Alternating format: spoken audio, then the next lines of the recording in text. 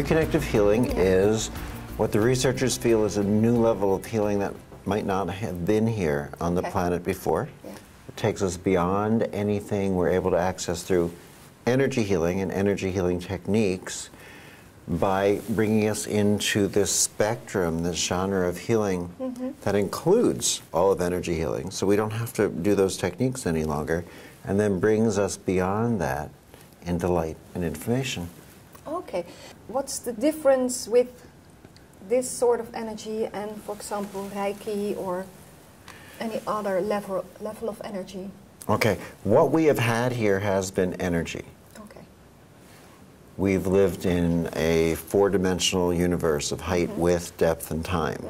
So in quantum physics, they often draw that or illustrate it as a little bubble or a playground. They say, here's our little four-dimensional universe in this huge multi-dimensional universe. This has been ours. And the interior here has been energy. So everything we have had up until now has been energy. Reiki has been a portion of that energy. Qigong, Jinshin, Jure, Mahjong, Beijing, EFG, 1, 2, 3, XYZ, Alpha, Beta, Delta, all of these things are different parts of the energy. Reiki is a different technique than Qigong. It feels different than Qigong. But suddenly, we're stepping into a time frame where time is moving faster in all directions at once, which means that our bubble, our playground is expanding beyond the subsets of energy, beyond energy entirely, and into this genre or field of energy, light, and information. So reconnective healing is not an energy healing technique.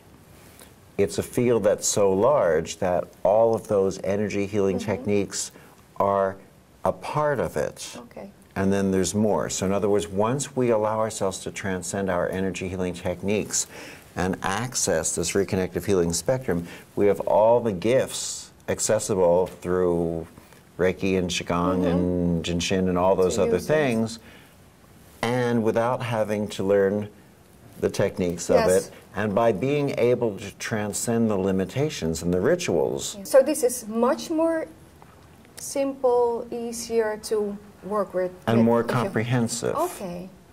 So the healings, for instance, tend to be fairly instantaneous. And usually they last for the person's lifetime. You don't have to come back again and again and again. For instance, we were in Heerlen, and we gave a demonstration. There were about 300-400 people there. And we brought a woman up because we were looking for something large that would show, because the room was so long. And I said, well, let's see, is there anyone who has a limitation with their arms? And this woman had been able to bring her arms up to somewhere between, if she were a clock, 1/4 to 3 to 10 to 2, something like that. I asked her how long she had it. She said for 25 years. I said, what was it caused by? And she explained it was the result of surgery. So for 25 years, she couldn't bring her arms up further than that. We allowed her to feel this in her fingertips, caused her fingers to go into sort of involuntary motion that most people do. And then I said to her, we're just playing with your hands. Before we actually work on your shoulders, remind me how high your arms can go. So her arms went like this and this and this, and they kept going, and she stopped and she looked at them. She didn't believe it, so she just stared. She stopped her arms. I said, just let your arm relax for a minute, let me feel it. Just let it hang on my hand. So she let it hang on her hand, and I pulled it up to show her it could go now, and I pulled the other one to show her it could go now. She was and afraid I let of her go. own, She was afraid of her own healing, and she went, there's no pain. It's just gone. Now what's interesting about this is, if you bump into this woman in Heerlen or anywhere else 25 years from now and say, gee, you look familiar.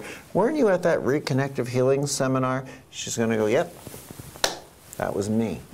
This is what's so amazing about, one of the things that's so amazing about being able to transcend energy healing and all of the energy healing techniques, is that our reward is a much more comprehensive form of healing. It doesn't need to be redone. You don't have to come back again. You don't have to protect yourself. You don't have to do any of those things that keep us in fear and lack and limitation. We can just step into the love and the light and the abundance. No nonsense therapy. Thank you. Yeah. Maybe we'll call it that. Yeah. How does it work in daily life? For example, we're talking right now and you're doing this with your hands. You know, here, come here, give me your Okay. hands. That's what I want. Great. Now, there we go. So see that little, watch your fingertips. Yeah. Can you see that tiny movement there? Yeah. Good. So I'll pull and I'll stretch with it. And I bring this hand in. Now, when for instance, your ring finger had that tiny little movement and jump to it. Mm-hmm. And now your index finger. And so as I move my hand, or as I pull or I stretch, I watch for little changes, but I also pay attention to what I'm feeling. Right here is a spot where it pulls really strongly for me. I'm not sending anything to you. I'm really just sort of like listening with a different sense. If you look right here, but keep your hand where it is, see how above there, everything's gone pink and into your thumb. Yeah. But there it's drained white. Right. Uh-huh. Yeah. So I watch the changes. Now, maybe you feel something when I do this and maybe not. You tell me. Yeah. All right, so there's no sensation, No. and yet It works. there's a physical change that goes on. When the healing started happening, you know, my patients were telling me they could feel my hands before I touched them. I didn't believe them. I told them to lie down and close their eyes. I would hold my hands different places. I would see their fingers start to move, or tiny little involuntary muscles in the face. They couldn't move intentionally. Their eyes would move back and forth. As I would pull or stretch, change the movement of my hand, it would intensify or change the movement going on in their bodies. And they started getting up and reporting healings, real healings. They're getting up out of wheelchairs and reporting hearing and vision is returning, and children with cancer or epilepsy or cerebral palsy are walking and running and playing normally and not having seizures any longer. Not all of them, but a lot of them. Enough we knew something real was happening. I mean, let's face it, just as in medicine or any other healthcare discipline, nothing is 100%, No. but it was a lot. More and more people would call. They said, what did you do? I said, I didn't do anything and don't tell anyone. Their doctors would call and say, what did you do to my patient? I said, I didn't do anything and don't tell anyone. The more I said, don't tell anyone, the more everyone started talking. Soon people started coming in from everywhere going, I'll have what she had. Yeah. Not long after that, my patients started asking me to teach this. Okay. I said, teach it, you got to be crazy. I don't have an instruction manual with it. I mean, Okay. you know, there's nothing I can go, well, you know, here's step 3 says, you know. No. But at the same time, when I was saying I couldn't teach it, I said, look, I'm standing there waving my hands in the air looking like an idiot. Go outside, wave your hands in the air, let me know what your neighbors think. Yeah. But at the same time, patients are calling me and they're saying, when I left your office, I drove home and I pulled up in front of my house. And before I could hit the button on the garage door opener, the garage door opened, or I walked inside and the TV or the lamp turned itself on and off, and I felt sensations in my hands. I held my hands by someone in my family. My grandfather could walk again after the stroke, or the aunt regained the use of an arm or a leg. And we found that once we interact with this, a change in tissue actually takes place. So after a lot of pushing, I finally agreed to teach a very small class, maybe 25 people at an adult night course once, how to do this. I came in with my massage table, I let them know the story of how it evolved, I allowed them to feel it in their hands, I had them take turns lying down and feeling it, I showed them how to play with it to accentuate it, and I released a group of 25 healers onto an unsuspecting planet, and I said, you know what, call me up, let me know what happens.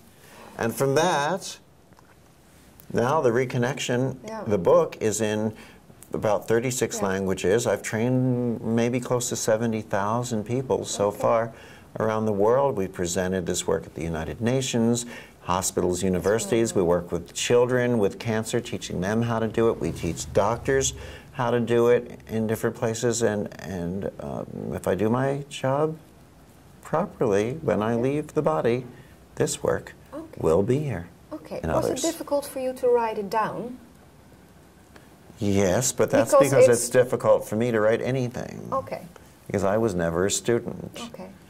You know, I hated doing schoolwork. I'm not an organized person to write and structure. I joke around saying, yes, I had a terrible tragedy. My entire library burnt down the other day. You know, right? All 3 books, and one of them I was still coloring. So for me to write a book was a huge emotional, difficult situation. I hired a ghostwriter.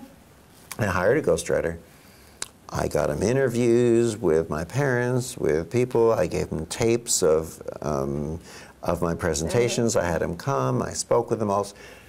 And he sent me the first part, you know, the beginning of how he was going to write the book, and some of the things were good, and some of them he must have made up. They just weren't right. So I corrected the things that were wrong. I was about to mail them back to him when he sent me something expanded that lost some of the good things and kept some of the things that don't. But so now I corrected 2 of them. Then he sent me a 3rd one. It was pretty soon I had like 14 different things on my dining room table, and it was like, you know, when you slice open an avocado that's too ripe, and it's got sort of the brown stringy things going through it. Well, it was like I was trying to extract all that brown stringy stuff and still have an avocado, and I realized it was impossible. So I paid him the rest of his money to go away. I did. I walled myself into my room on my king-size bed. This is me. My computer was here. I'd sit up in the morning. I'd start until 3, 4, 5, 6 the next morning. I'd put it aside. I'd lie back. I'd go to sleep. I'd wake up somewhere hours later. I'd sit up. I'd put it back on. I'd start again. And it was one of the most difficult challenges I ever had to go through. Finally, at the deadline time, because there was an agreement with the publisher and they paid me money to write it, I said, well, this is the best I can do. I'll send it to you tomorrow. And the editor said to me, well, I really won't be able to get to it for about another week, so if you want to hold on to it for a week, you can. All right, I figured I'd try to make it a little better. I started working on it, and all of a sudden, I got it. I started writing and fixing and this and balancing and structuring. At the end of the week, I called her up and I said, well, I'm sorry you can't have it yet, because I now know how to write it. And I kept it for a month, got it to where it is today, and I sent it off. And I get this book back with my name on the cover. I thought, that is the strangest thing for someone who doesn't enjoy reading or writing. My mother says, don't tell people you don't like to read or write, but I don't. And I remember getting the first copy, and in my bedroom I have one of those old-fashioned TV cabinets, so I stood it up on the TV cabinet. I just left it there, other things, and there it is standing. Friends of friends were over the house that night or a couple days later. And one woman wanted a tour of the house. So I bring her upstairs through the bedroom. She's walking through the house. She walks past the TV cabinet. She stops. She looked at the book. She grabbed it with both hands. She pulled it in like this. Tears started coming through her eyes. And I went, that's the book. I got it. Great story. Is one subset of this.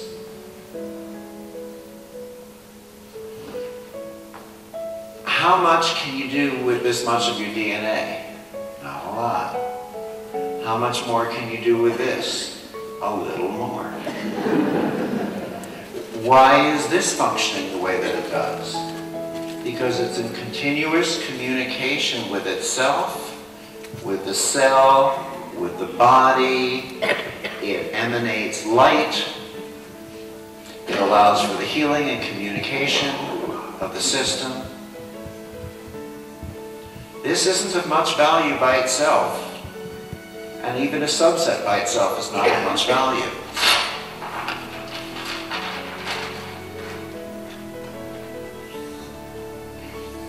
What's that? It's a heart, but not really, because a heart is not a heart outside of the body, because it's got no feedback system to it. It's got no feedback. It's not in continuous communication. It's just a muscle. Here, this is in continuous communication with the universe, with the DNA, with God, with love, it's always changing. It's always giving you precisely what you need